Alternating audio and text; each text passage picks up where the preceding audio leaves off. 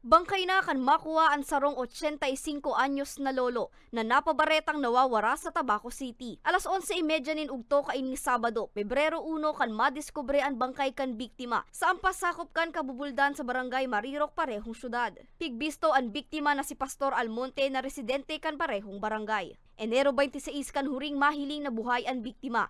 Makalihis na magpaisi sa iyang pamilya na bibisitahon kay ini ang paglugaring na daga sa barangay Bono at parehong syudad hasta sa daina makauli pa. Ito ay mataas na po ito, mataas na parte ng bundok. Hindi na po nakabalik until such time na nag-conduct na kami ng mga search and rescue operations.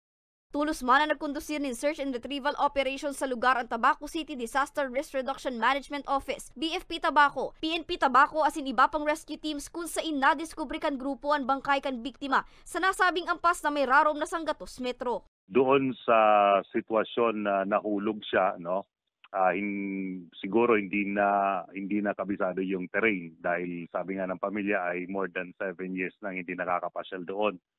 So probably hindi na siya familiar doon sa track, sa terrain. Kaya may laking bangin doon na gali, actually gali 'yon, doon siya nahulog. Pero doon mismo sa baba, kung saan siya nahulog ay nakapaglakad pa 'yon.